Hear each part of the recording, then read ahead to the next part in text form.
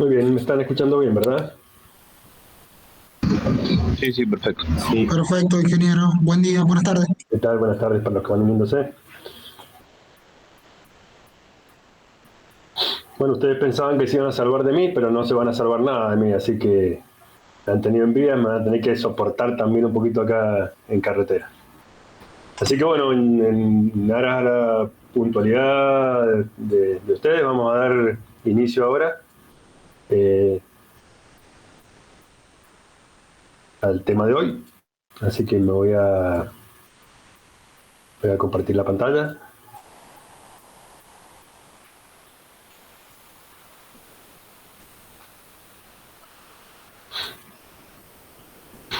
Y si, como dicen, no falla nada, debieran estar viendo la presentación. Que esperemos que así sea. Así es. Bueno, muy bien. Bien, ha habido un pequeño reajuste en el cronograma.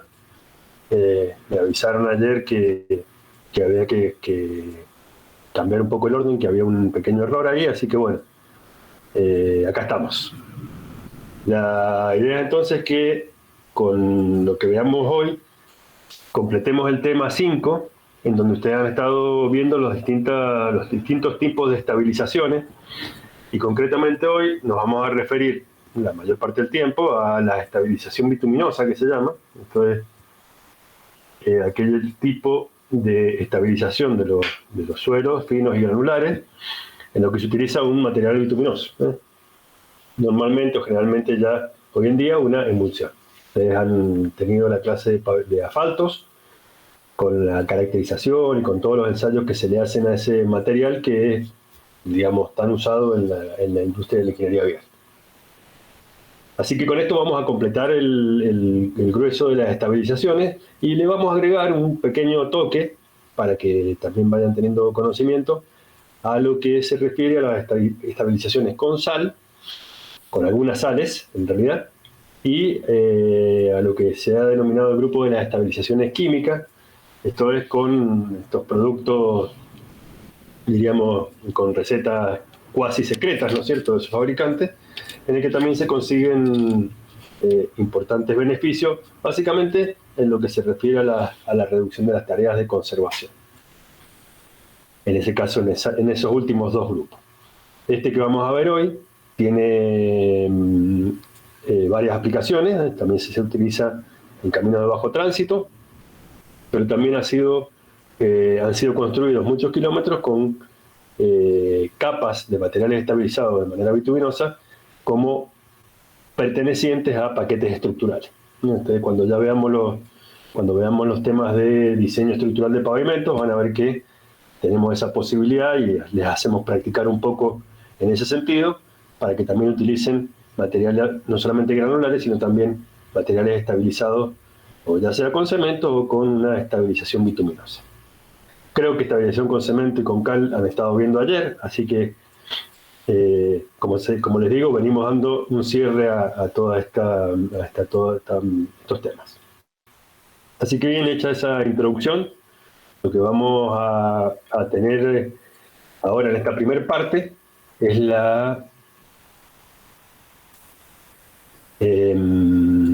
acá estamos viendo lo que vamos a ver hoy, ¿no es cierto?, el desarrollo del tema de esta estabilización con materiales bituminosos o materiales asfálticos. Y un poco lo que va a tener esta primera parte, digamos, bueno, esta secuencia es hablar un poquito de la caracterización de los materiales, esto es las distintas combinaciones del asfalto o material asfáltico ya sea con materiales más bien granulares tipo arena, o ya más bien finos como suelos, o con ya gravas arenas, y también con mezclas de estos materiales, ya no solamente tomados en forma independiente, sino también combinados, que es como normalmente se los ha terminado utilizando, por lo menos acá en la República Argentina, donde hay, como les digo, hay en algunas provincias donde hay muchos kilómetros construidos.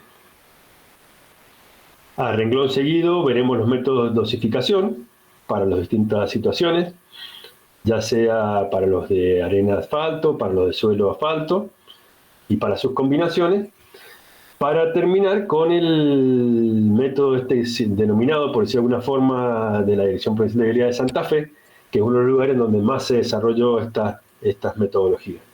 Recuerden ustedes que los procesos de estabilización, sobre todo de material. Sí. Que me comentan unos compañeros que están esperando que los acepten para ingresar. ¿Y cómo hacen para entrar los otros que entran sin que yo los acepte?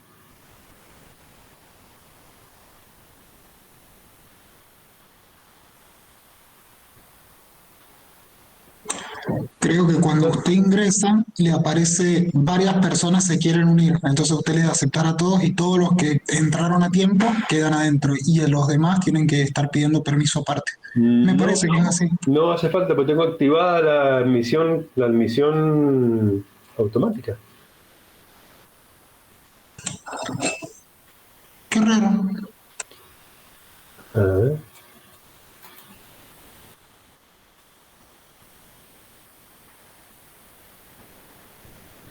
Ahí está activo.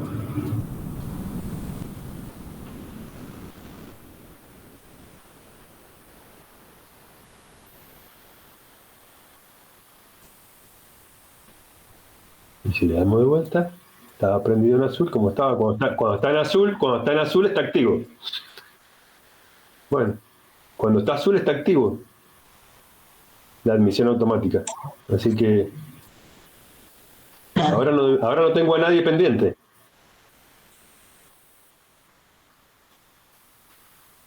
No. No, si lo he probado en vías esto ya varias clases. Y no tengo Quizás lo problemas, son desactivó más sin querer. de 20. Y acá ahora hay 18, así que bueno. Muy bien. Cosas de la informática. Bien, entonces, como decía, el último de los métodos que vamos a ver es uno desarrollado, como decía, en la habilidad de la provincia de Santa Fe, que es donde muchos kilómetros se hicieron, y donde normalmente este tipo de soluciones tienen un mayor uso justamente por la falta de materiales granulares, o por lo menos por la lejanía, ¿no es cierto?, lo costoso, más costoso de estos materiales granulares que son más comunes acá en nuestra región. Y el paso siguiente será trabajar con los métodos constructivos, ¿no? Hay distintas formas en función del equipamiento con que se encuentre. Vamos a ver que vamos a poder, digamos, realizar estos trabajos con elementos comunes, digamos, y muy simples, de los más básicos de la ingeniería vial, pero que también existen las posibilidades y existen como equipamiento, mezcladoras en camino, esto es plantas ámbulo operante que se llaman, esto es, van trabajando en el propio camino mientras van avanzando, y que también estos productos pueden prepararse en una planta central, transportarse y distribuirse y colocarse en el camino. Así que con los métodos constructivos, ahí cada tanto ahí vamos a tener que hacer algún tipo de aclaración y algunas cuestiones, porque también en función del método constructivo, estos de los equipamientos que dispongamos, también hay algunas cuestiones en el proceso constructivo, esto en las etapas constructivas que estamos mostrando acá abajo, y que también alguna puede verse un poquito alterada, justamente en función del equipamiento con que se cuente. Esto que yo estoy presentando ahora es un extracto del material de estudio que yo tengo preparado para este tema, y que, como hice en vías, el mismo procedimiento hacemos acá, tanto para este tema como para el otro que me toca dar, que es lechadas y microaglomerados, que yo les envío una transferencia de información a los responsables del grupo, y esos responsables del grupo se encargan de distribuirlas entre ustedes. Así que por ese lado, quédense tranquilos, porque la información que ustedes están viendo la van a tener toda, inclusive un listado de algunos videos que vamos a ver también, para que ustedes puedan, qué es lo que les pedimos, que los terminen de ver también y recordar al momento de estudiar. ¿Sí? ¿Sí? Perdón, pensé que alguien me llamaba. Y por último hablaremos de los procesos constructivos, justamente como están indicados acá. Esto es desde la preparación de la superficie de apoyo y del material a utilizar, hasta la incorporación del material bituminoso a través de una emulsión, mezclado. Bueno, veremos qué es esto de la aireación de la mezcla, la compactación y el librado al tránsito. Lo segundo que quería comentarles es para que en algún momento, ya sea en el recreo o al finalizar la clase, debajo del link de la clase, en la página de carretera, estaba la asistencia de hoy, Es una planilla a la que pido que entren, tienen todo el enlace habilitado para editar, con lo cual van a poder anotarse. Lo que les pido es que no borren a sus compañeros, básicamente, porque tienen toda la posibilidad de editar el documento. Así que la idea es que podamos hacer una lista como cuando ustedes pasan la hoja en el aula. Eso está también en la misma página de carreteras, abajo del enlace para la clase de hoy. Bien, ¿qué es lo que o cuál es un poco la idea de todo esto? Es que en realidad hay algunas cuestiones que, dos o tres aspectos fundamentales que el material asfáltico provoca en distintos materiales. La primera situación es cuando uno tiene un material que es altamente, digamos, poco cohesivo, esto es altamente friccionante, como es el caso de las arenas. Y entonces, en este caso, arenas limpias, básicamente, en muchos casos arenas de río, como las de los ríos de la llanura.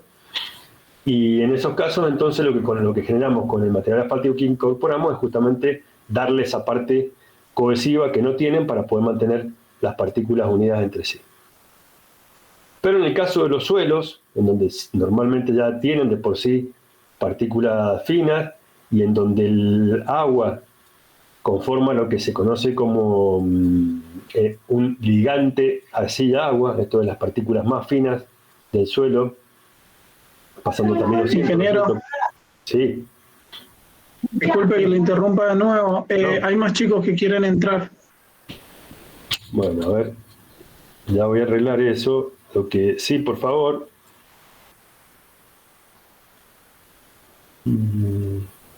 No tengo a nadie acá, ustedes están viendo lo mismo que yo.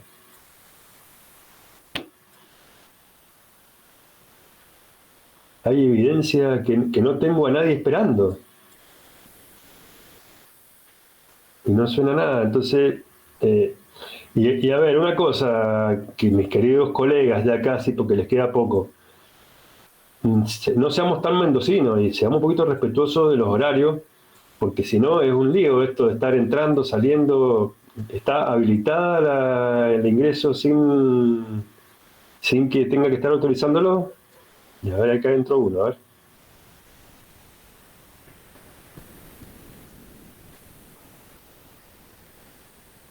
Y ahora, esto no sé, ahí entraron, ¿no? ¿Ve que entran solos? Ni les di a admitir, ni toqué nada. Ahí entró. Por ahí a lo mejor la tenés que esperar un ratito porque también la admisión no es súper automática. ¿Qué tal? Buenas tardes, ¿eh? Sí.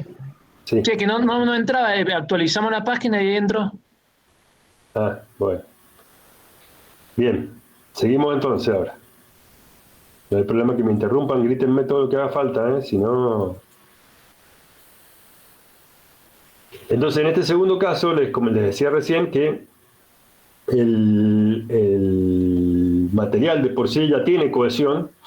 Entonces, lo que viene a suplir o lo que viene a cumplir por alguna manera el material bituminoso es justamente a tratar de conservar esa humedad que se le agrega a estos materiales finos, en donde las partículas se mantienen unidas, ya no como en el caso anterior, en donde la cohesión la proveía el material bituminoso, este ligante bituminoso, sino que ahora lo que estamos buscando es que justamente este material bituminoso haga las veces de un material impermeabilizante dentro de estos materiales para conservar la humedad que tienen, ¿no? Entonces lo que pretendemos es estabilizar el contenido de humedad, ¿no? Para que no se pierda esa humedad, y manteniendo esas condiciones de humedad sabemos que las partículas se mantienen unidas justamente por esa atracción que provoca este ligante arcilla-agua. Y en el tercer caso es justamente una combinación de todo esto. Esto es cuando tenemos una mezcla de suelos, arena o de gravas, arenas, cuando el material puede ser un poco más grueso, nos vamos a encontrar con la situación de que tenemos que cumplir un poco con los dos, por decir de alguna manera. Y entonces el material bituminoso pasará a suplir parte de las falencias del ligazón que no tiene los materiales granulares, pero también pasará a cumplir un poco esta situación de elemento impermeabilizante dentro de la masa combinada o de suelo y arena.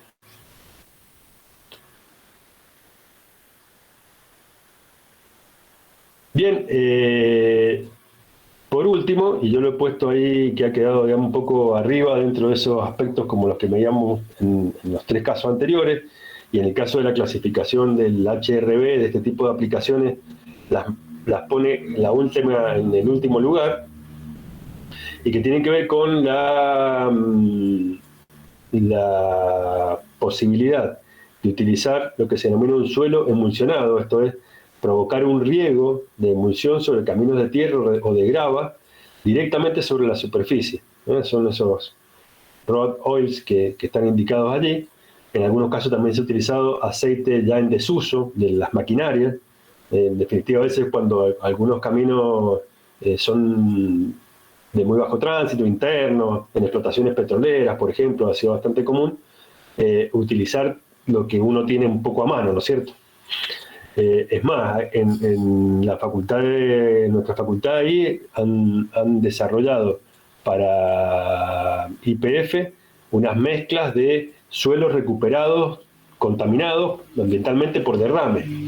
Entonces también, obviamente, son materiales muy heterogéneos, hay que hacer determinados procesos, pero han logrado estabilizarse y se han utilizado como capas estructurales luego en los caminos internos, por lo menos en los más importantes, en donde tienen el mayor tránsito estos emprendimientos.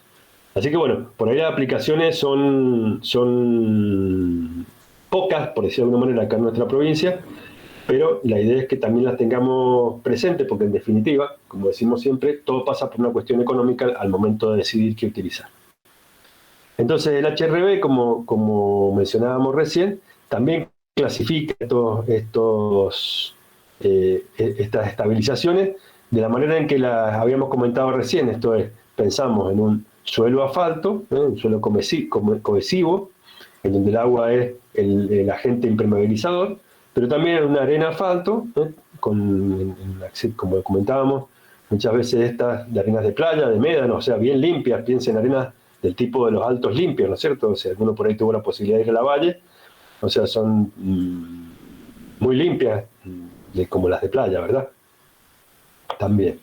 O bien una combinación de estos aspectos con un suelo granular, que puede ser grueso, puede ser natural, esto es de origen, puede ser mezclado con partículas finas, y en algunos casos, que también es importante aclararlo a lo mejor ahora, hay momentos en que a algunos suelos, por ahí demasiado plásticos,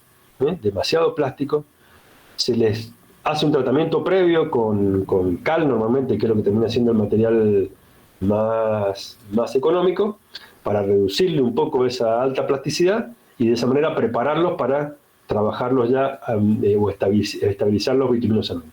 Entonces, se puede hacer una estabilización con cal directamente como la que han visto y con cemento, pero también se puede preparar con menos cantidad de cal o de cemento un material para poder darle también luego un tratamiento del tipo del que estamos viendo ahora.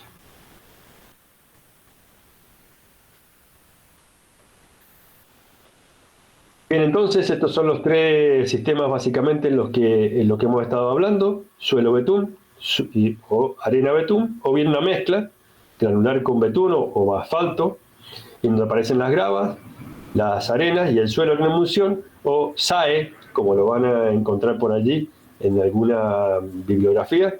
Al final de la presentación les voy a mostrar ahí, hay algunos textos que hemos podido conseguir, la bibliografía no es mucha, pero hemos podido conseguir algunos trabajos, y muchos de ellos de edición argentina, en donde está bien detallado esto que estamos viendo ahora nosotros. Obviamente están en la biblioteca, y bueno, tenemos este problema, digamos, temporal para ser optimistas, ¿no? Pero en algún momento volveremos a nuestra casa. Bien, entonces, esta es la introducción. Dijimos inicialmente que íbamos a hablar un poquito respecto de los materiales. Entonces, respecto de los materiales, obviamente acá ustedes se van a encontrar con tres grupos, ¿no es cierto?, en los que se muestra la arena asfalto, el suelo asfalto y la combinación grava-arena-asfalto o suelo-arena-asfalto. En este caso, una grava, detectado eso a partir de haber advertido el tamaño máximo que está admitiendo el material, ¿no es cierto? Obviamente, como es una estabilización, si ustedes se fijan, los intervalos granulométricos son bastante amplios, o sea, básicamente, desde el punto de vista granulométrico, casi diríamos que la gran mayoría de los suelos y de las arenas, o de estas combinaciones de gravas y arenas, se pueden estabilizar sin inconveniente. Digo esto desde el punto de vista granulométrico. Obviamente, habrá también que analizar lo que tiene que ver con su plasticidad, y para eso están los valores, también recomendados del límite líquido y del índice plástico para cada uno de los grupos. Normalmente, como dice allá abajo, los suelos que tienen un límite líquido menor de 30, que es lo que mostramos acá, y un índice plástico menor que 12, pueden ser pulverizados adecuadamente. Y eso es lo importante acá. Esto es que con la maquinaria más sencilla que podamos conseguir, podamos de alguna manera desarmar la estructura del suelo original para poder prepararlo de modo de estabilizarlo. Entonces darle las condiciones de humedad iniciales y poder colocar después la cantidad de asfalto, de material asfáltico que requiera para poder estabilizarlo. Y esto que está puesto acá abajo es lo que le comentaba recién, esto es que si se excediera de la plasticidad inicial, obviamente se les puede hacer un tratamiento previo a los suelos muy plásticos con cemento o con cal. Y la experiencia argentina, que en este sentido, como ustedes han estado ya viendo a lo largo de todo el curso, habrán advertido que hay muchas cosas que son de tipo receta acá en lo que se denomina, por lo menos en las dosificaciones, ¿no? Esto es, digo esto en el sentido de que existen recomendaciones en la dirección de que, respetando esas recomendaciones, se consigue el objetivo deseado.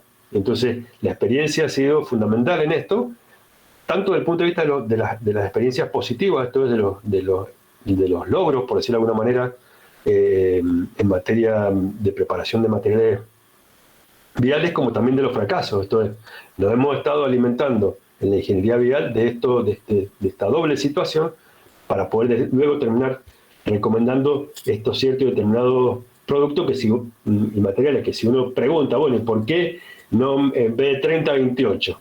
Digo, por el límite líquido para un solo asfalto. Y porque trabajándolo hasta con 30, los resultados han sido buenos, y pasándose de 30, no. Bueno, tengo uno que tiene 31, ¿lo voy a poder usar? Y bueno, habrá que hacer una prueba, posiblemente funcione también, pero como digo siempre, hay que dar algún entorno para poder probarlo. En la ingeniería vial tenemos siempre un poquito de margen para poder trabajar, pero necesitamos fijar algunos límites inicialmente. Entonces, por eso les comentaba allá abajo que, según la experiencia argentina, valores entre el 15 y el 35% para el PASA Tamiz 200 ha dado buenos resultados, por lo que así se especifican, en definitiva, estos materiales cuando se los va a utilizar. Bien, respecto de los aspectos granulométricos y de límites, no hay mucho más para decir, ¿eh? Ahora, respecto del material bituminoso, ustedes me están viendo que he mantenido, por decir de alguna manera, las identificaciones de aquellos materiales que son, en definitiva, diluidos asfálticos, ¿no? Como este primer grupo que está acá, pero que normalmente en la actualidad, y por lo que seguramente les tienen que haber comentado ya en la clase anterior, respecto de los temas ambientales y el cuidado, por decir de alguna manera, de los derivados del petróleo para otros usos, los diluidos ya prácticamente no se utilizan, y en el caso de Vialidad Nacional ya directamente los ha dejado de especificar. Esto, nosotros también, en Vialidad Provincial también estamos haciendo lo mismo, pero por ahí para algunas tareas de conservación todavía algunos producen algo de este tipo de materiales o los fabrican. Pero normalmente nosotros vamos a estar aquí alrededor de las emulsiones asfálticas de rotura lenta, ¿eh? O las conocidas como superestables, ¿eh? Que son los dos productos que normalmente se recomiendan para esto. Siempre con bastante tiempo antes de la rotura, el más que se pueda, sobre todo para los procesos constructivos que requieren una manipulación, mucha manipulación del material en camino, ¿eh?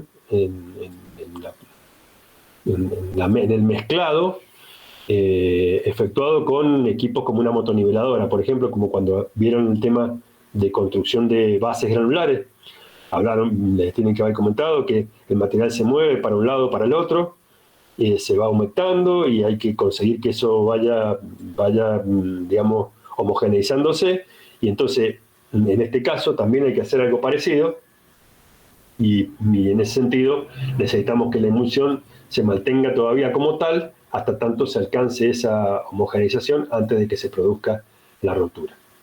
esto que les estoy comentando es lo que se ve, es lo que se ve cuando consultamos, por ejemplo, cualquiera, acá yo he puesto 2 empresas diferentes, productoras de materiales asfálticos, y he recortado obviamente el pedacito del folleto de los materiales de aplicación de esas firmas, folletos que, como les dije a ustedes, están completos en el material que les mando, como para que tengan un modelo, y estamos pudiendo analizar justamente esto, que para las emulsiones superestables, ¿ven?, están consideradas para las mezclas densas, antipolo, y para las estabilizaciones de suelo en concreto, ¿ven? Y básicamente todo. Grava emulsión, son unas gravas media raras esas, ¿no es cierto? Esto para que vean que también hay errores por todos lados, ¿no? Y el suelo en emulsión, o SAE, que es lo que yo les comentaba a ustedes, como se conoce normalmente en nuestro país, a uno de los materiales estabilizados de manera bituminosa más comúnmente utilizados. Y en el caso de YPF también aparecen acá las estabilizaciones de suelo o las grava emulsión, en donde también aparecen los 2 tipos de emulsiones. Acá me tomé el trabajo de corregirlo porque notarán la diferencia en la letra, porque también había un error en el folleto.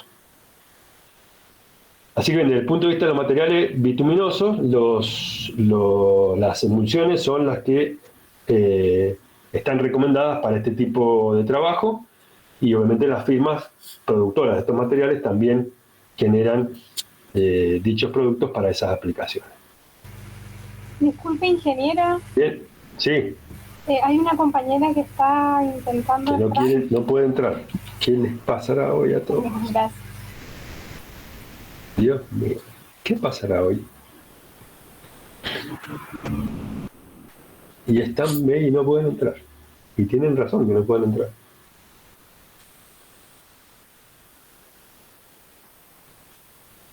¿Y por qué está inactivo si está prendido? No, ahí está inactivo. Puede ser que dure un tiempo limitado activo eso. La verdad que siempre ha estado prendido, siempre ha estado en azul. Voy a tener que ver si viene a ver que cuando está en azul entran todos. Y recién vuelvo y está en azul. Eso es lo que me extraña. Pero bueno, evidentemente no, algo no funciona adecuadamente. Ya vamos a investigar un poquito. No, es que no se ve, porque capaz que a lo mejor avisa algo, pero como estoy en modo presentación no se ve nada. ¿Qué va a hacer? Bueno. Hola, buenas tardes. Sí, buenas tardes, noche. Sí. Buenas tardes. Estaba intentando entrar hace media hora, vamos. Bueno, por eso hace media hora no puede ser porque estábamos todos y no habíamos empezado, así que son las 3:30. Así que bueno, tratemos de ver que vayan avisándome, porque por alguna razón, no sé si se desconectará de forma automática, ya voy a investigar un poquito a ver qué se puede hacer al respecto. Buenas tardes para los que están entrando. Y para los que están entrando, que ya espero que ya sean casi todos a esta altura de la clase, recordarles que debajo del link de la clase de hoy está el de la asistencia, que por favor me llenen los datos allí, así les puedo enviar a los responsables de grupo el material que estamos mostrando hoy en la clase, para que lo tengan ya para cuando vayan a preparar la materia. Bien, entonces seguimos, y comentarles un poquito sobre que lo más utilizado ha sido esta mezcla denominada suelo arena emulsión, SAE, y en algunos casos solo suelo emulsión, como SE, y que de esas experiencias es que ha surgido estos aspectos de que para el suelo se requieren ciertas determinadas condiciones, primero de granulometría. Sí.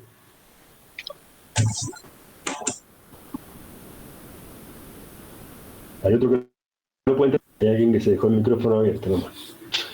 Entonces, ¿qué decíamos? Que para los suelos, aparte de las condiciones de granulometría que mostramos, estábamos indicando límites líquidos menores del 35% y índices plásticos variables entre 6 y 15%, con lo cual, para un hinchamiento no mayor al 1%, eso lo cumplen suelos de los más finos. Si ustedes se acuerdan de la clasificación del HRB, estamos hablando de los A4, que esos son los que, por ejemplo, abundan en Mendoza, y los A6, que son ya todavía mucho más finos y sobre todo con mucho más material arcilloso.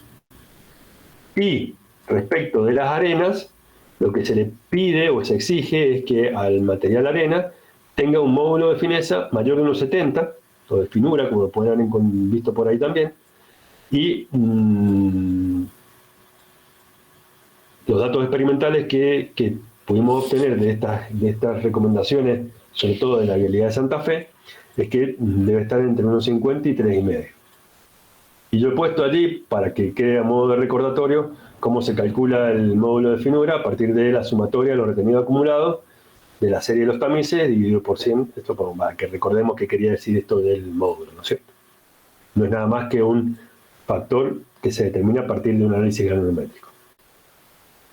De modo que entonces la mezcla de estos dos materiales debe tener un PASA-TAMIS 200 menor de 35, y sobre todo comprendido entre 15 y 35, esto es, se pide que algo de PASA-TAMIS 200 tenga, fíjense que no decimos 0, necesitamos tener un porcentaje de PASA-TAMIS 200, y las plasticidades entre 2 y 8, dicen algunos aspectos, y los datos experimentales han llegado a utilizar entre 2 y 6, vuelvo a repetir lo mismo, valores para tenerlos a modo de referencia. Y obviamente, si el suelo tenía un máximo hinchamiento del 1%, en la mezcla con la arena, obviamente el hinchamiento va a ser menor y entonces se revisa para que no pase de 0,5. Una dosificación característica, como para de las que vamos a ver ahora cómo se hacen, y que normalmente ha dado buenos resultados, es este tipo, ¿no? O sea, un suelo del orden del 30%, material de suelo en peso, y en la mezcla el resto, el 70%, de arena, y eso normalmente, con tenor asfáltico del 7% de emulsión, han dado una estabilización que permite su uso en capas estructurales de pavimento. Y cuando uno dice su uso en capas estructurales de pavimento, allí está puesto el espesor que normalmente se ha utilizado, valor medio en general 12, pero hay capas de entre 6 y 15. Estos espesores dependerán justamente de las necesidades que tengamos, ¿no es cierto? Porque los tamaños máximos siempre son bajos. Acá estamos trabajando con suelos finos en general, aún en las gravas. No tendríamos inconveniente en trabajar con bajos espesores. Obviamente los 6 centímetros están pensados más bien para los suelos que para las gravas de emulsión, ¿no es cierto? Se entiende que mientras más grande es el tamaño máximo, mayor es el espesor mínimo que vamos a utilizar. Pero aprovechaba este momento para plantear esta doble situación que nos vamos a encontrar. Una, la aplicación de estas capas de estabilizado bituminoso en caminos, a lo mejor de no demasiado tránsito, y sobre los cuales se ejecuta una estabilización bituminosa aprovechando en la gran mayoría de los casos el suelo propio del lugar, de la calzada existente, si no ha tenido ningún tratamiento, y sobre la misma se coloca algún tratamiento superficial. Entonces recuerden, por ahora no lo hemos visto todavía, pero ya van a empezar a ver, o vamos a tener unas clases en particular para comentar sobre el uso de capas delgadas como capas de desgaste para los pavimentos. Y entonces cuando los tránsitos son muy bajos, se recurre a ese tipo de soluciones para la calzada. Entonces, si uno los ve así, o uno porque ya a lo mejor los conoce un poco de verlos, pero aparentan todos tener la misma cara, negra, por decir de alguna manera, que los materiales asfálticos, pero no todos tienen el mismo proceso constructivo, ni todos tienen los mismos espesores. De modo que entonces, cuando los tránsitos son de bajo volumen, se pueden utilizar estas capas estabilizadas con una capa muy delgada de capa de desgaste, de estas que yo les comento, ya sean riegos superficiales o lechadas asfálticas o microaglomerados de bajo espesor, o bien estas capas también podrían formar parte de paquetes estructurales de rutas más importantes, con tráficos más elevados y sobre todo con más carga pesada también, de modo que el material dosificado y estabilizado de esta manera forma parte de una de las capas que conforman el paquete estructural. Ya cuando empecemos a ver diseños estructurales de pavimento, vamos a terminar de completar un poquito esta idea, que por ahora de la que tenemos es de aquella vieja imagen que por ahí algunos se la recuerda y otros no, de cuando veíamos el perfil tipo, ahí cuando hablábamos de la terminología vial en vías, y mostrábamos las capas estructurales como para poder verlas inicialmente y poder empezar a entender qué le pasa a los caminos debajo de la superficie. Y en ese orden, digamos, estas estabilizaciones bituminosas podrían formar parte de capas de base o de subbase, debajo de pavimentos asfálticos del tipo mezclas asfálticas, entonces ya no delgadas como las que comentaba recién, sino de espesores superiores a los 4 centímetros, de 4 para arriba. Bien, hecha esta introducción respecto de los materiales, nos vamos a referir un poquito a la dosificación. Obviamente, como en todos los procesos de dosificación, el objetivo es obtener el porcentaje óptimo de material bituminoso. Y sobre todo, el óptimo, y de ese óptimo el mínimo con el cual se le puedan conferir las condiciones de estabilidad o de impermeabilización que el material necesite. Ese es un poco el objetivo que estamos buscando y que buscamos siempre, porque de esa manera también sabemos que nuestro resultado es también, aparte de técnico, económico. Y entonces cuando hablamos de la estabilidad que le vamos a pedir a la mezcla, nos estamos refiriendo a que vamos a someter a las probetas, a esos especímenes que preparemos, lo vamos a someter a una cierta determinada carga de una cierta determinada forma. Y obviamente cuando llega a la deformación máxima admitida, diremos cuál es un poco la carga en la que se ha producido la rotura del material, y de esa manera lo vamos a ir caracterizando. Y en el caso de la impermeabilización que se consiga, los ensayos que se hacen están siempre asociados a la posibilidad que tienen las probetas de absorber agua.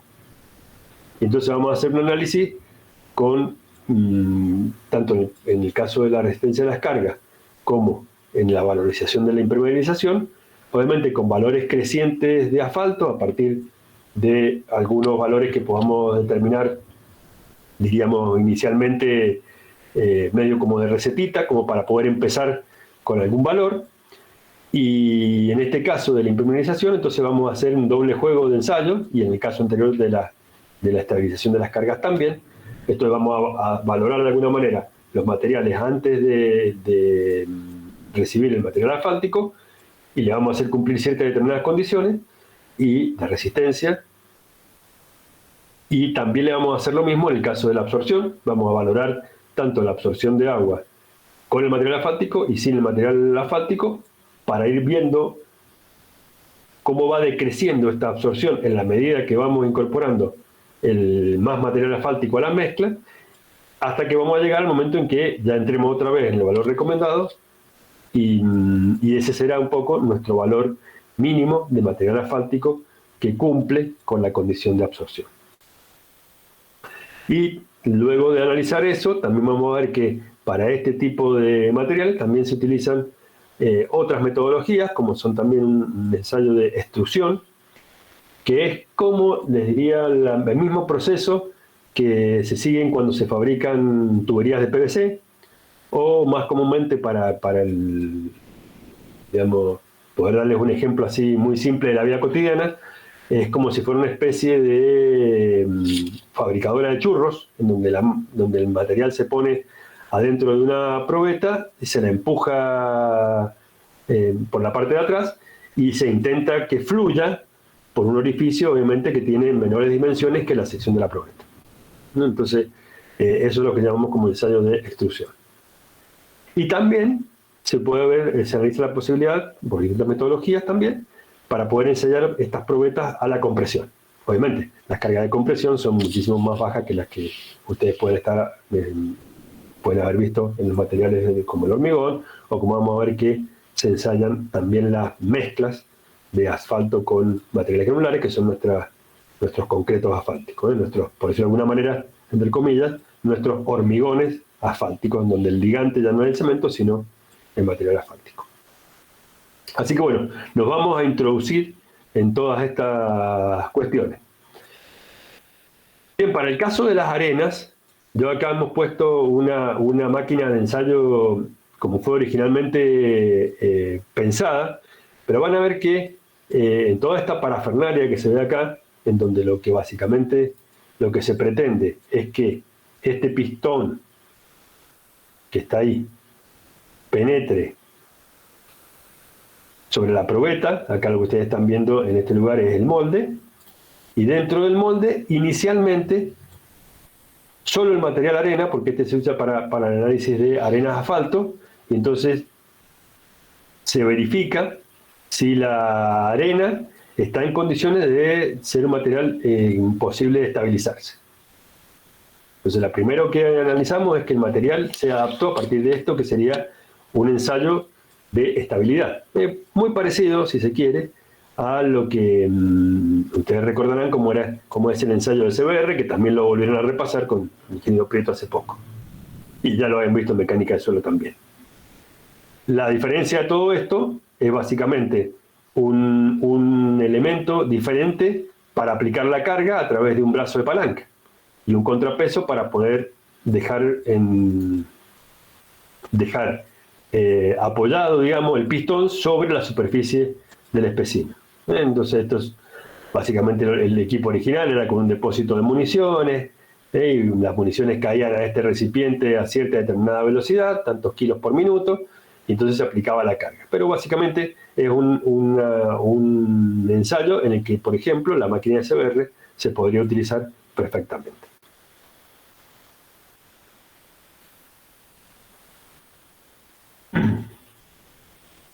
Bien, el paso siguiente es establecer cuánto es el porcentaje de munición asfáltica necesaria que tenemos que utilizar para estabilizar esa arena. Entonces, como les comentaba recién, aparecen algunas expresiones así muy empíricas, ¿no es cierto?, muy de receta, como les comentaba recién, en donde vinculando los distintos retenidos, ya sea en el tamiz 10, en el pasante del 10 y retenido del 200 y en el pasante del 200, y utilizando como R el residuo asfáltico de la emulsión bituminosa. Ya vamos enseguida a una imagen, pero ustedes ya, cuando uno les habla de residuo, ya tienen que saber que las emulsiones tienen una parte de agua y una parte de material asfáltico, entonces nos estamos refiriendo a ese porcentaje del residuo asfáltico que tiene la emulsión. Esta expresión, por decir de alguna manera, permite inicialmente tener una idea del porcentaje de la emulsión asfáltica que necesitamos para poder estabilizar este material. Bien, ahí les mostraba recién, ahí lo que ustedes están viendo en la pantalla no es más que los recortes, para no poner todo el folleto, en donde aparece ese elemento del residuo asfáltico valor R que consideramos recién y que obviamente está caracterizado en cada una de las emulsiones que se consiguen en el mercado, ¿no es cierto? En este caso, una emulsión superestable, que era una de los materiales que se podía utilizar. Seguramente tienen que haber visto de estas hojas de datos, cuando han visto caracterización de los materiales, como para que cada uno de estos ensayos que ustedes están viendo acá al lado, que son muchos de ellos los que han estado recordando con el ingeniero Obredor, son los que permiten caracterizar ya sea el material asfáltico, el cemento asfáltico, como las emulsiones asfálticas, que son las maneras de presentación con las que se trabaja normalmente en la actualidad. Bien, volvimos a poner la imagen del equipamiento para recordar que, y si ustedes se fijan allí, vamos a ver si esto me funciona ahora un poquito. Acá está, a ver.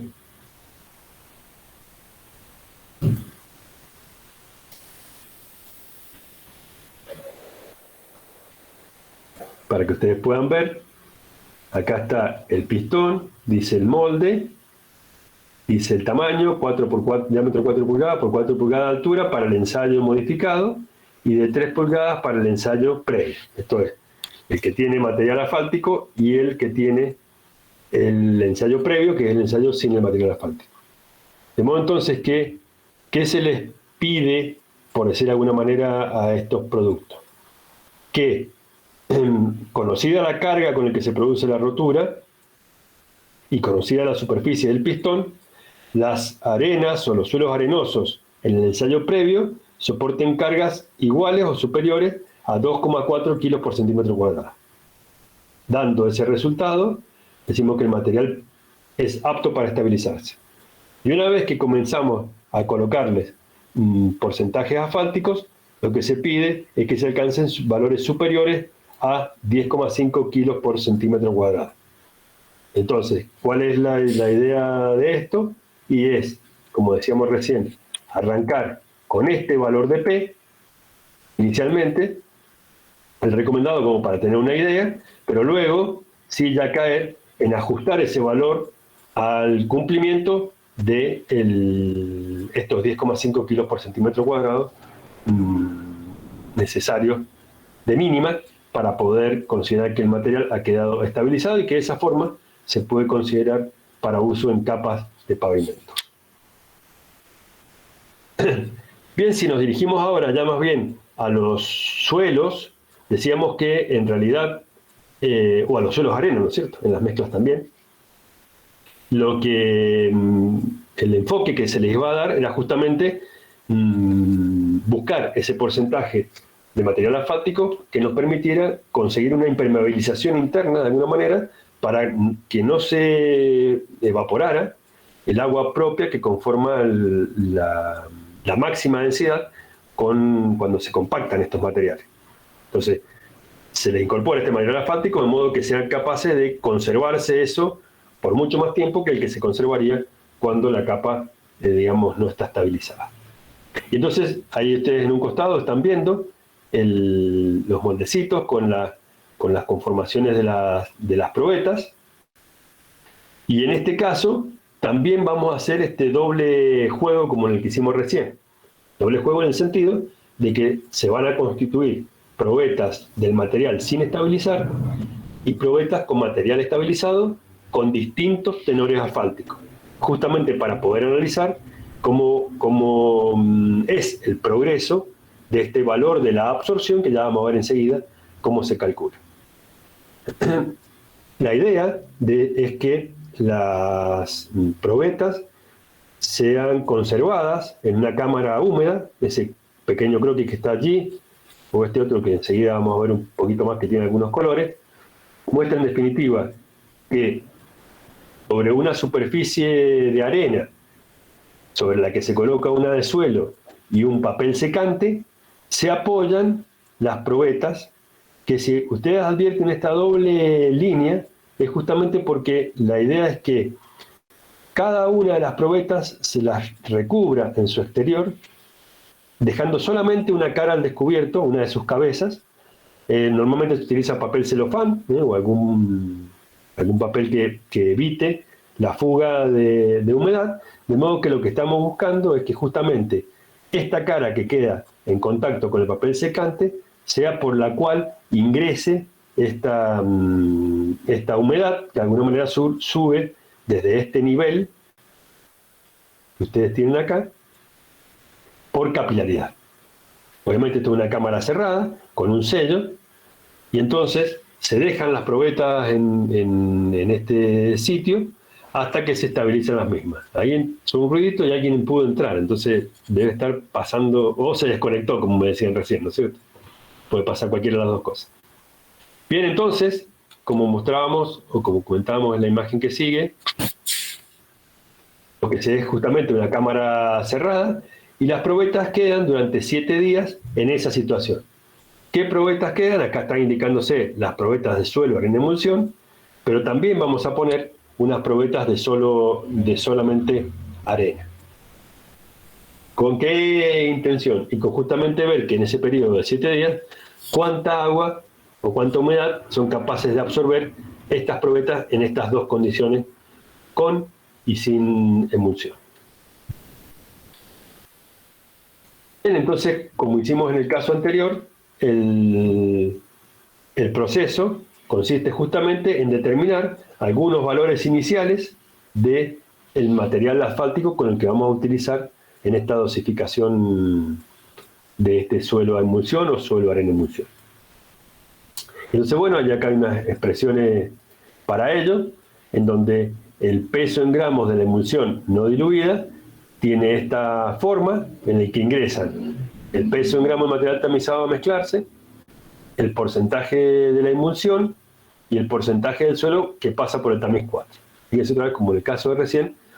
Y en este sentido, para tranquilidad de todos, digo, en el examen final, en estos temas o en algunos otros, hay situaciones como estas que tienen que ver con absolutamente porcentajes nacidos de la experiencia, ¿no es cierto?, surgidos de la experimentación, que son fórmulas que uno no se las puede acordar. O sea, básicamente lo que uno le pretende acá es que recuerden que el proceso implica la determinación de una cierta y determinada cantidad de tenores asfálticos como para poder empezar los ensayos. De acá, como en muchas cosas, los resultados finales están mandados por los resultados de los ensayos, ¿no? Entonces, con estas expresiones y con este factor K que tiene estos valores de 1, 1,25 o 1,50 para conformar 3 tenores asfálticos diferentes para la serie de las probetas que vamos a analizar. Y por otra parte, recordar que en cualquiera sea el caso, tampoco podemos quedarnos con un único resultado. Entonces, normalmente lo que uno pretende, por lo menos así de mínima, es tomar 3 probetas y promediar 3 probetas en la misma situación para sacar un valor promedio de las 3, ¿no es cierto? Entonces, cuando uno va evaluando la cantidad de materiales que necesita para hacer los ensayos, pues obviamente tiene que tener en cuenta que al preparar no puede hacer una sola probeta para un solo porcentaje de material asfáltico, sino que tiene que pensar en por lo menos hacer 3 valores, si es que consigue que ese material que está ensayando sea exactamente el mismo que va a reproducirse a lo largo de toda la obra. Pero si tenemos variaciones del terreno, de suelos a lo largo del camino y pretendemos estabilizar el material local que tenemos allí, pues tenemos que hacer este proceso para cada uno de los materiales con el que nos encontremos. Acá la única salvedad del caso es que si al aplicar esta operación, que ya vamos a ver enseguida, que son todos porcentajes de un análisis granulométrico por hidrometría, porque es la parte fina la que se analiza, van a ver que, o vamos a determinar que si ese valor es menor de 4, pues se tome 4 y se arranque de ahí para arriba. Y entonces, para completar esto,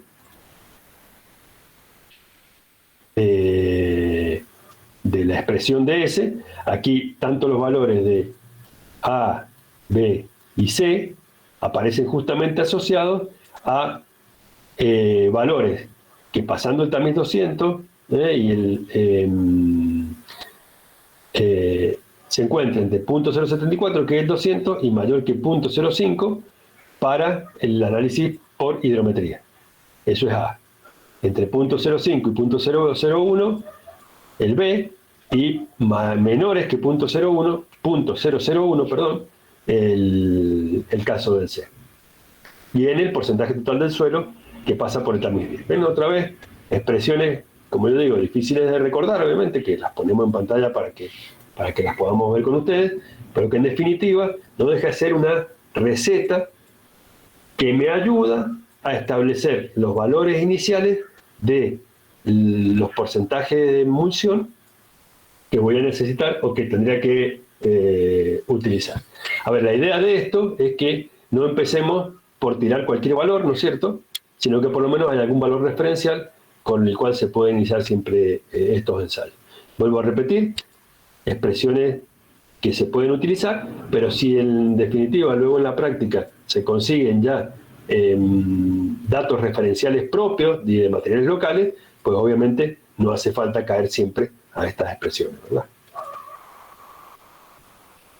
Bien, entonces, tanto en la situación con material asfáltico como sin material asfáltico, luego de 7 días en la cámara se retiran las probetas, y se las pesa en esa situación, y como se tiene pesadas, aunque yo ahora no se los dije y se los digo ahora, si tienen las probetas pesadas inicialmente, entonces por diferencia de peso se puede calcular cuánto es el agua que absorbió cada una de esas probetas.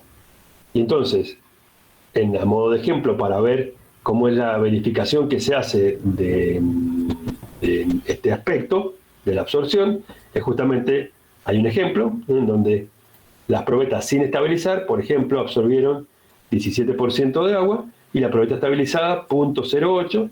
Entonces la absorción es ese cociente entre los dos valores registrados, por lo cual hay que pesar tanto las probetas sin estabilizar como estabilizadas antes y después de los 7 días en la cámara, y el valor que estamos buscando es menor de 12% de absorción.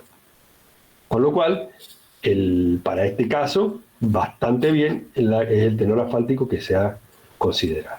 De modo que esa sería la manera de asegurarnos que hemos colocado la cantidad de material asfáltico necesaria para poder cumplir con la condición.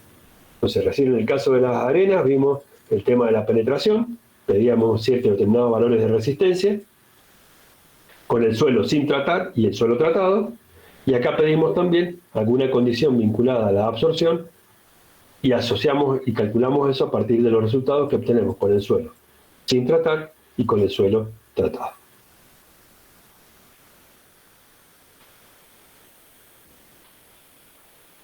Bien, otro de los aspectos que también se verifican como ensayos para la determinación de las características de estos materiales es justamente el que les comentaba recién, el ensayo de extrusión, que básicamente consiste en eso. Entonces, a las probetas, normalmente a las probetas que se utilizaron en el ensayo de absorción, se las coloca dentro de estos moldes y con un pistón se las pretende hacer fluir por un orificio que, si ustedes ven, es más chico que el tamaño original del molde de la probeta. Se coloca obviamente la cara que ha estado en contacto con el papel secante justo en la zona donde pretendemos hacer la extrusión del material. Entonces, como decíamos, son las que se ensayan al escurrimiento plástico de esta extrusión. Bueno, con los datos del cilindro, 2,5 pulgadas, de 5 pulgadas de altura de la probeta, el espesor de la pared de 5 octavos, bueno, algunas características que tienen que ver con el equipamiento, y el orificio de 1 pulgada cuadrada. Esa es la sección de expulsión por la cual tiene que fluir el material. Obviamente el pistón transmite una carga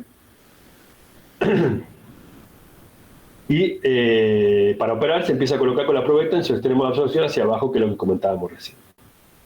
Entonces se determina cuál es el esfuerzo que tiene que efectuársele por compresión del pistón sobre esa probeta, la fuerza necesaria para poder expulsar la primer media pulgada.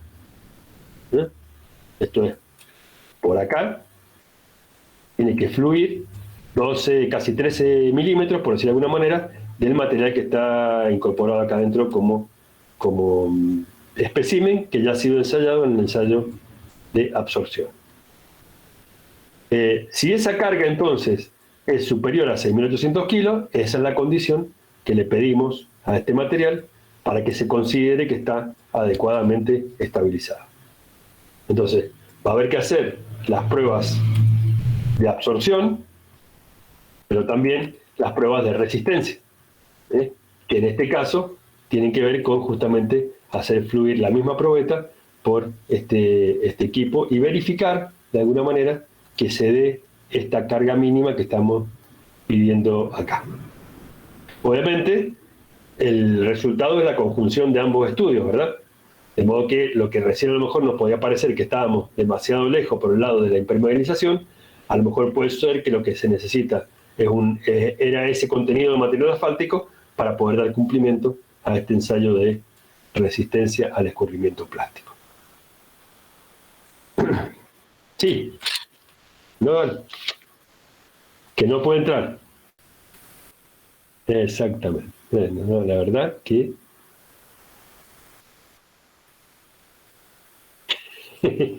ahí pudo entrar. Bueno, no, es que no tengo a nadie. Bueno, no importa, está, ya debe haber entrado de alguna manera. No hay problema. No se preocupe. Sí, sí, entré. Hola. Tal. Bien, seguimos entonces. La idea, de alguna manera, es dar ahora o comentar un poquito el tema asociado a, y vamos a hablar un poquito más en detalle, sobre algo que realmente ha sido, por decirlo de alguna manera, novedoso, que es justamente utilizar el equipamiento de CBR modificado, el que fue lo que terminó haciendo en la Dirección Provincial de Vialidad de Santa Fe. ¿Qué es lo que sucede? Obviamente se utiliza o se recurre a este método, primero, porque no se cuenta con los equipamientos específicos, por ejemplo, como los que mostramos recién.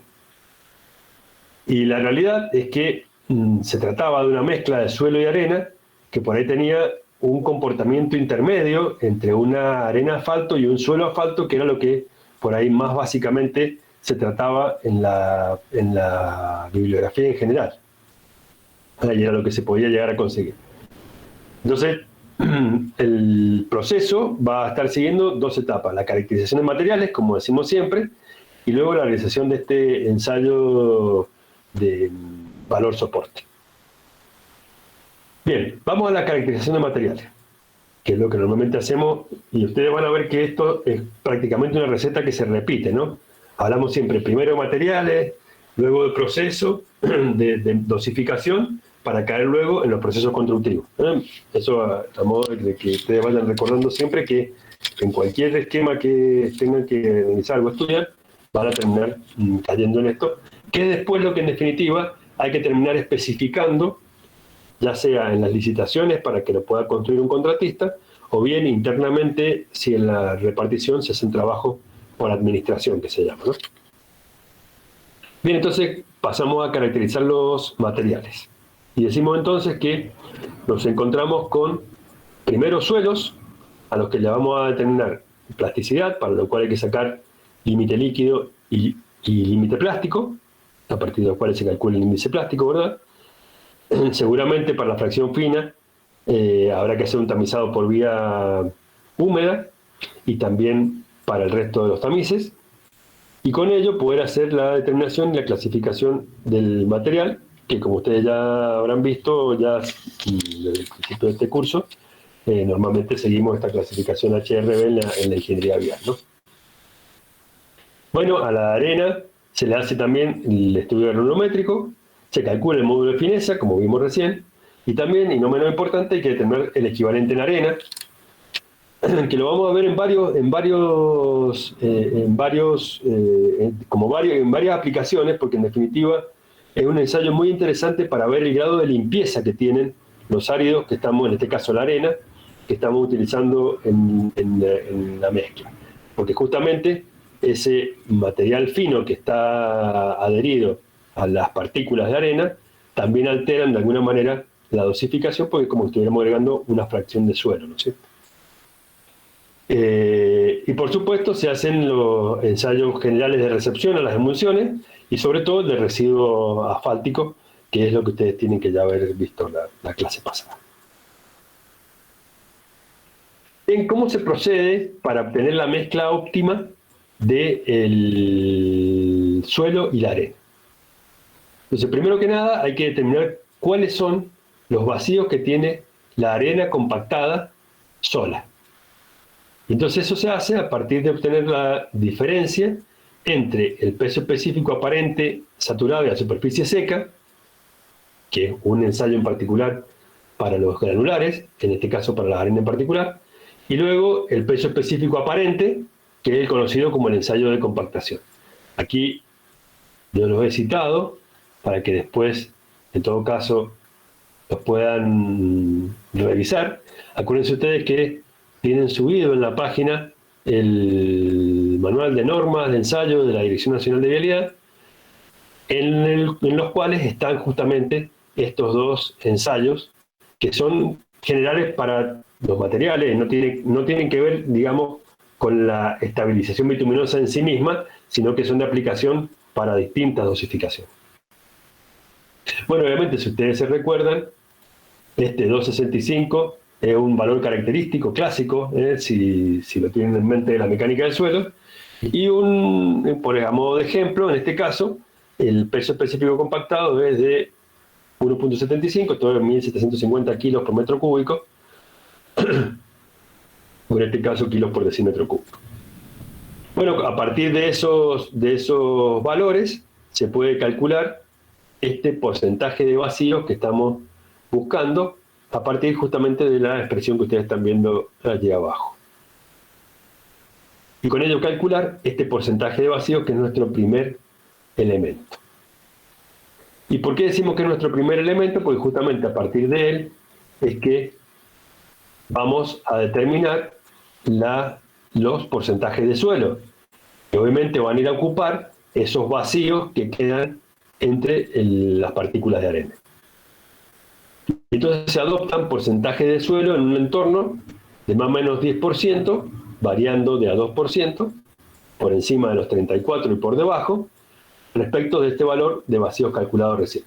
Entonces, si siguiéramos el caso numérico como el que estamos viendo allí, deberíamos seguir hasta 44 y hasta 24, saltando, por decir de alguna manera, de 2% en 2%.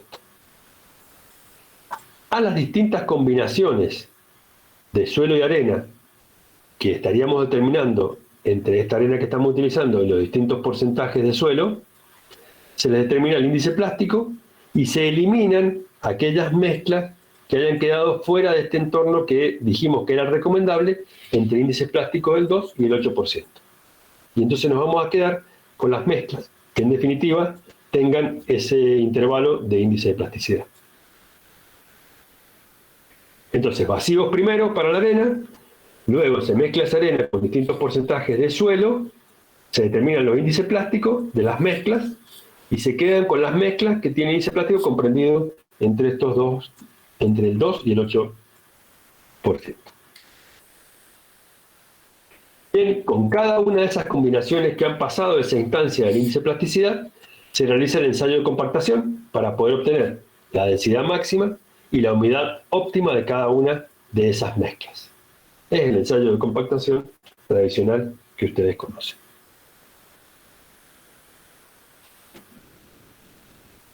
Bien, entonces, para buscar cuál es la mezcla óptima, se grafican para los distintos porcentajes de suelo que se utilizaron en las mezclas de suelo-arena, los distintos valores de densidad máxima que se obtuvieron en el ensayo de compactación que mencionábamos recién. Y obviamente, la situación normalmente que sucede es la que está graficada ahí en la pantalla, y entonces, en definitiva, el resultado está haciendo que esta sería la mezcla óptima de suelo y arena para poder estabilizar que, para el caso de este ejemplo, ha quedado con un 70% de arena y un 30% de suelo. Recuerden recién que habíamos iniciado, digamos, habíamos sacado que había un 34% de vacíos, con lo cual con el 30% de suelo estamos de alguna manera completando esos vacíos que estaban allí. Hasta ahora se va siguiendo bien el proceso, ¿verdad? Digo, porque Sí, tanto okay. que uno entra y sale, digo, por ahí se fueron todos. Bien, ya enseguida hacemos un ratito más y vamos a hacer un descanso. Bien, entonces con esto ya hemos obtenido cuál es la combinación de suelo y arena que mejor densidad seca están dando. Bien, entonces pasamos ahora a hacer lo necesario para poder obtener el tenor óptimo de emulsión. Y entonces, ¿qué es lo que se puede hacer acá? Bien, o utilizamos alguna de las expresiones como la de Mackenson, que fue una de las que vimos recién en el punto 3, creo que le puse yo, no me acuerdo bien el número que era. Esto es alguna de esas expresiones que les dije que eran recomendadas a título inicial, O bien también se pueden utilizar de base valores ya obtenidos por la experiencia, y acá yo le he citado en particular un libro que se llama Las emulsiones bituminosas en las construcciones viales, que justamente al final del tema hay un cuadro en el que han tenido la bondad, por decirlo de alguna manera, de recopilar una importante cantidad, fíjense que son casi 3 páginas de los cuadros estos, una importante cantidad de dosificaciones de estabilizaciones bituminosas. Con lo cual, por ahí la cuestión está en buscar alguna que aproximadamente, o la que mejor se adapte a la situación que tenemos, para poder tomar como valor referencial inicial. Y acá hay una cosa que es importante y que va a tener que ver también con como les decía yo más temprano, con el proceso constructivo que en definitiva tengamos.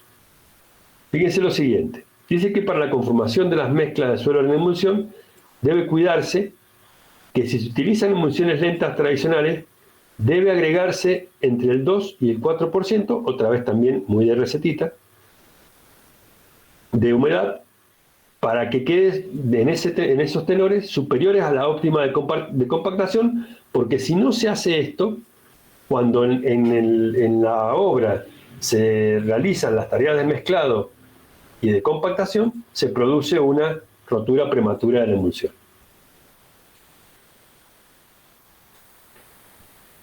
Pero que si se utilizan, por ejemplo, en algún caso, como se hicieron, emulsiones de corte rápido o de curado rápido, fíjense que nosotros no las mencionamos, esto está sacado de este libro que les cuento yo recién ahí, normalmente se trabaja con emulsiones lentas, pero ¿cuándo se podría trabajar con alguna emulsión rápida?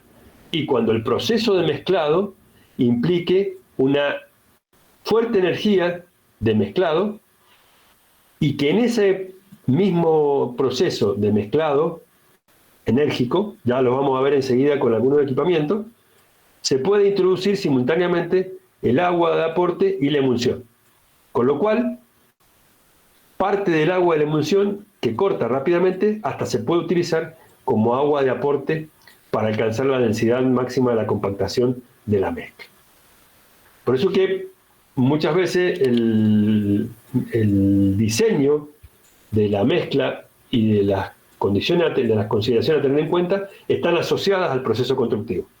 Y como les comentaba más temprano, en definitiva, una vez que uno tiene todo el tema visto de manera completa, ya puede terminar de asociar esto de cuáles son las consideraciones que hay que tener en un caso o en el otro. Y en todo caso, especificarlo así. Esto es, si la orientación está hecha a que se pretende utilizar estos materiales, pues habrá que exigir a la licitación que quien se presente, de alguna manera, cuente con el equipo mecánico, con la maquinaria necesaria para poder efectuar el trabajo de la manera que lo estamos especificando.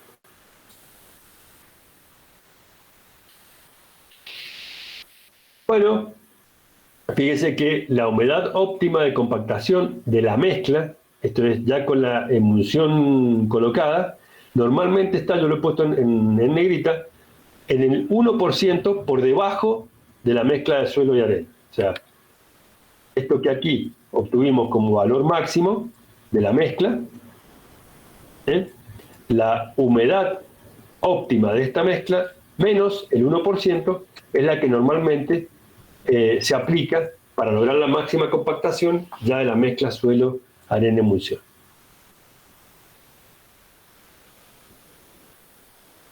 Obviamente, como decimos siempre, esto hay que verificarlo y por eso siempre la recomendación es hacer los ensayos de compactación con valores por debajo y por encima del máximo, ¿no es cierto?, para poder graficar los resultados y obtener el preciso valor de humedad óptima y densidad seca máxima de la mezcla suelo, arena, emulsión para cada tenor asfáltico que se analice.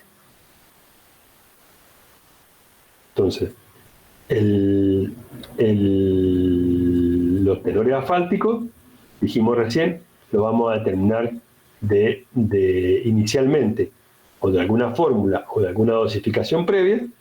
Tomaremos valores por encima y por debajo y con ellos también se efectuarán las mezclas de suelo, arena y emulsión y se obtendrán las densidades máximas y humedades óptimas también de esas mezclas, como decimos acá, para cada uno de estos tenores asfálticos que estamos analizando. Y luego viene entonces a hacerle a esas mezclas preparadas de ese modo el ensayo de valor soporte, ¿no? El CBR o el soporte Florida, como por ahí lo han sentido nombrar. Entonces, ¿qué es lo que decimos de esto? Y que las muestras, primero o inicialmente ahí en esta vialidad, se utilizó el método de prepararlas con carga estática. ¿Se acuerdan ustedes que las probetas del CBR se pueden preparar con carga estática o con carga dinámica? Entonces, inicialmente fueron una carga de 25 toneladas en una sola cara, luego probaron de que... ¿Y por qué se prueban este tipo de formas de confeccionar las probetas? Tratando de buscar que en el laboratorio se consigan a veces, o mejor dicho, se trata de conseguir las energías de compactación que luego se consiguen en obra. Entonces, las cargas o la manera de compactar las probetas tiene que ser lo más parecido posible a las densificaciones que después se pueden conseguir en la obra. Por eso es que probaron inicialmente con una sola cara, luego pasaron a las dos caras, luego dijeron, bueno, vamos a llevarla a lo que se denomina la densidad prefijada. Esto es, vamos a establecer un valor de densidad para las probetas, valor que se obtenía de los ensayos de compactación que acabamos de decir ahora en el punto 6, que se le hacía a cada uno de los tenores asfálticos.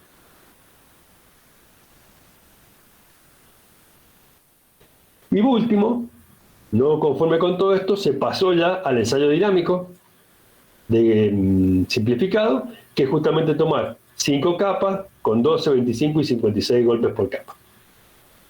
Esto tiene que ver con la preparación de la probeta de suelo, arena y emulsión que se va a utilizar en este ensayo de valor soporte.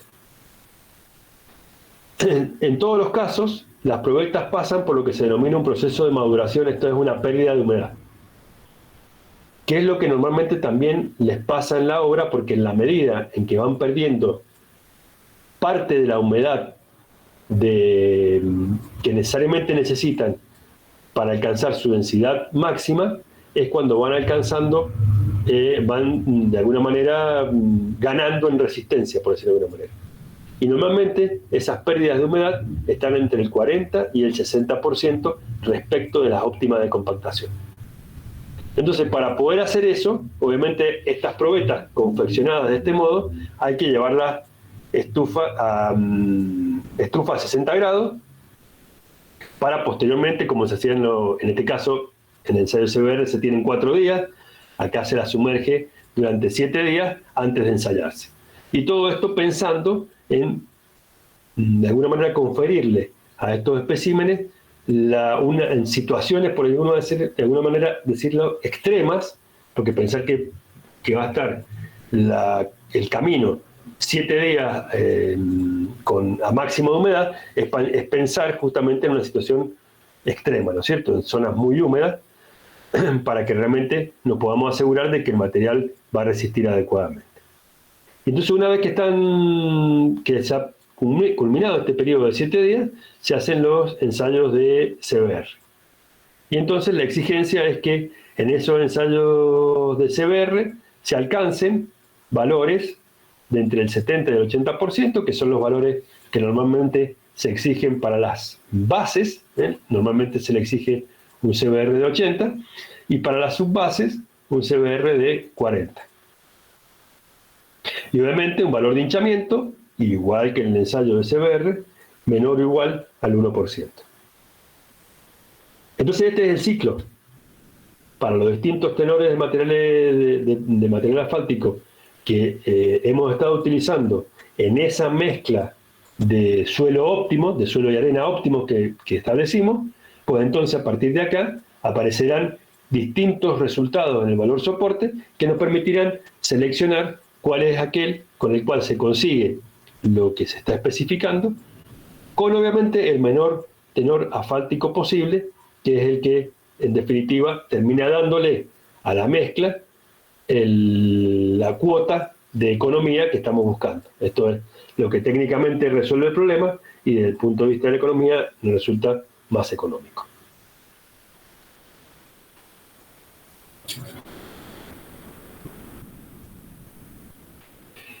Bien, agregar una cosita más, porque con lo de recién, digamos, dejaríamos el proceso de diseño de la mezcla suelo arena emulsión terminado, ¿no es cierto?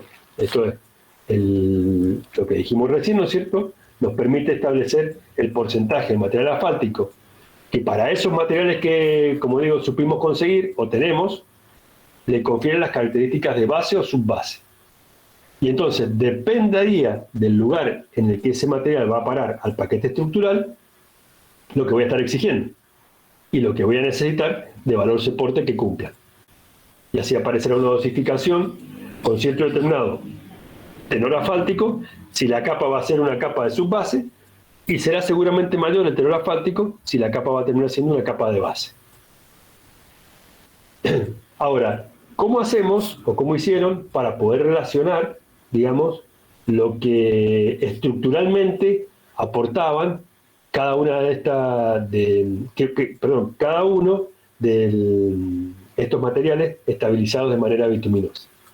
Entonces, yo me voy adelantando ahora un segundito, un poquito nada más, a lo que ustedes van a terminar viendo, por ejemplo, cuando veamos el método de diseño de pavimentos, de estructuras de pavimento, con el método ASTO, y ustedes van a terminar aprendiendo de que en realidad la metodología lleva a que distintos materiales de distintas clases, ya sean los concretos asfálticos, las bases y subbases granulares, las bases o subbases estabilizadas con cemento o con materiales asfálticos, tienen un aporte estructural, decimos. Y ese aporte estructural se mide así, como está puesto allí en el gráfico, en 1 sobre centímetro.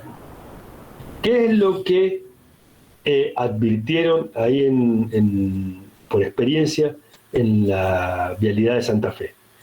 Que después de muchos años, normalmente se alcanzaba lo que se denominaba una humedad residual, y que esa humedad estaba en el 60% de la humedad que se había utilizado para alcanzar la máxima compactación de la mezcla suelo-arena-emulsión. Como que el material sufre de alguna manera una cierta maduración, por decir de alguna forma. Maduración que vimos recién en el proceso de dosificación, lo hacíamos de manera acelerada, colocando las probetas en la estufa a 60 grados, varios días, y obviamente haciendo las verificaciones por peso hasta asegurarnos de que se había alcanzado el 60% de la humedad inicial de compactación. Y entonces normalmente, a partir de ese análisis, es que si tomamos justamente el 60% de la humedad residual, aparece, y por ahora acéptenmelo así, un coeficiente A sub I. A sub I. Ese es lo que vamos a utilizar para dimensionar las estructuras de pavimento con esa metodología. Y entonces, este es el coeficiente de aporte que se llama, que, discúlpenme, van a tener que aguantarse un poquito ahora hasta que vean la metodología para poder hacer uso de esta información. Pero esta es la vinculación que existe entre la dosificación del producto estabilizado, el suelo, arena y la emulsión, con las posibilidades de que podamos determinar a partir de este coeficiente de aporte estructural cuántos centímetros van a ser necesarios de este material para poder soportar las cargas de tránsito, tal cual las vamos a evaluar en esa metodología que yo les comentaba recién. Así que vamos a tener que esperar un poquitito para poder terminar de cerrar este tema de estructura, pero cuando estemos viendo esos temas van a ver que vamos a retomar por ahí, porque parte de esos diseños estructurales justamente se los hacemos hacer para que utilicen estas capas de suelos en emulsión o estabilizadas con material bituminoso. Bien, antes de hacer los procesos constructivos, que lo vamos a empezar a ver después de un recreo, comentarles entonces que también existen otras formas de evaluar el buen diseño de estas mezclas que hemos efectuado siguiendo esta metodología, por ejemplo, de la de Santa Fe, o alguna de las mezclas siguiendo cualquiera de las otras metodologías, que era como les comentaba recién, que era a través de la posibilidad de hacerle un ensayo de resistencia a la compresión. Resistencia a la compresión simple, tal cual ustedes la han visto para las probetas de hormigón, el mismo caso, con los tamaños más chicos que hemos visto recién de las probetas que hicimos para los ensayos de absorción y para extrusión. Y en ese caso se sigue el mismo proceso, esto es, se generan las mezclas para distintos tenores de asfalto, se las seca estufa a 60 grados hasta alcanzar el 60% de la humedad óptica, entonces se les hace ese proceso de maduración acelerado, se encabezan, como se hace también con las probetas de hormigón, y se ensayan a la compresión. Y entonces, aquellas mezclas que superan los 7 kilos por centímetro cuadrado de la resistencia a la compresión son consideradas aptas para poder utilizarse como bases. Y entonces, los criterios que hemos estado manejando, por ahí normalmente se han buscado seguir un poquito este orden, por decir de alguna manera, esto es asegurarnos el mayor soporte, el mayor CBR, como decíamos recién, por lo menos ese valor de 80 para base y de 40 para subbase, y obviamente garantizando lo que se puede el menor hinchamiento, porque mientras menos hinchamiento tengamos, nos aseguramos que menor desplazamiento vertical tienen estas estructuras cuando por alguna razón se les acerca un poco de agua. El segundo aspecto es la menor absorción, que es la que vimos a través de esos ensayos de capilaridad. Y el último, este criterio de la resistencia a la compresión. Entonces, los productos se ensayan siguiendo todos estos procedimientos para tener ya un espectro general de comportamiento, como se llama. Y con ellos poder, de alguna manera, elegir el porcentaje de material asfáltico que mejor se adapta a esa combinación de suelos y arena que, como le dije recién, supimos conseguir. Bien, nos toca empezar enseguida con los procesos constructivos, así que vamos a hacer un recreito.